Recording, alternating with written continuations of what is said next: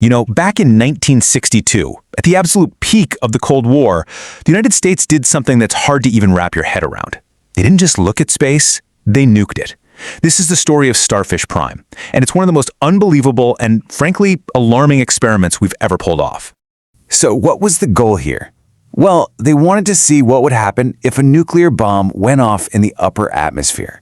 Could it mess with Soviet communications? Maybe even take out a satellite? Their method for finding out was, let's just say, shockingly direct. And the experiment, codenamed Starfish Prime, was on a scale that is just mind-boggling. To really get what happened next, you have to understand the sheer magnitude of this thing.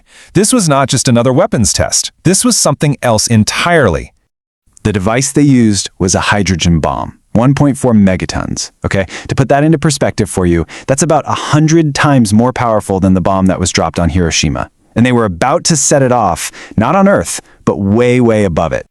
They launched this thing 250 miles straight up, right over the Pacific Ocean.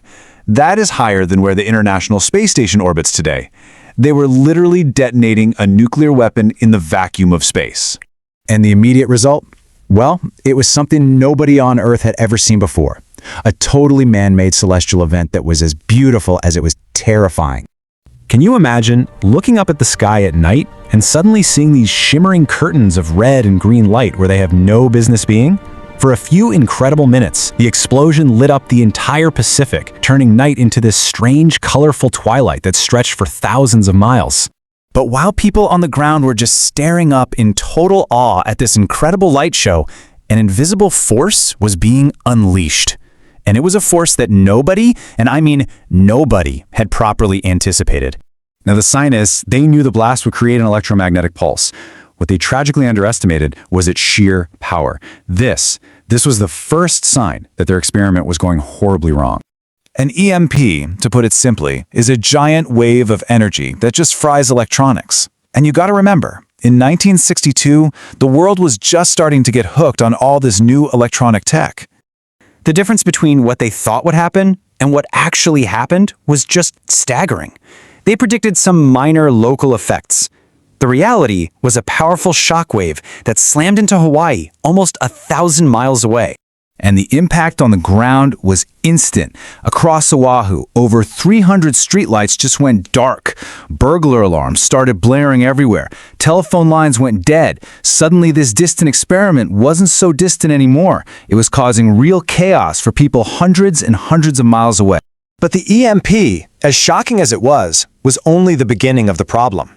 You see, the test had left something else behind, something invisible, something that would stick around, and something that was way more destructive. So the explosion basically supercharged a whole bunch of particles in the upper atmosphere and trapped them in Earth's magnetic field. They had, in effect, created a brand new, intense artificial radiation belt around our entire planet, a man-made version of the Van Allen belts, but so much worse for our technology. And this wasn't a problem that just faded away. No. Months later, the effects were just starting to become obvious. 3 years later, the belt was still dangerously active. We're talking about environmental damage on a planetary scale. And for the brand new space age, this new radiation belt was, well, it was a death trap. Every single satellite that passed through it was getting blasted with high-energy particles over and over again. The results were just catastrophic. In the months after the test, satellites just started failing, one after another. Their solar panels were getting degraded, their electronics fried by this constant radiation bombardment. The final toll was just awful. 1/3. Let that sink in. 1/3 of all satellites in low Earth orbit at the time were either crippled or completely destroyed by this one single test. It literally decimated the world's satellite infrastructure. And among the victims was a real pioneer, Telstar 1. This satellite was a huge deal. It was launched just 2 days after the Starfish Prime test. It was a symbol of a new age of global communication, broadcasting the first live TV signals across the Atlantic, and just a few months later, it went silent. A victim of the very same country that had put it in orbit. The story of Starfish Prime is just a chilling lesson in unintended consequences. It's this stark reminder that when we reach for the stars, our actions can have these profound, totally unexpected, and long-lasting impacts right back here on Earth. And it forces us to ask a question we should probably always be asking. What are the unseen consequences of what we're doing today?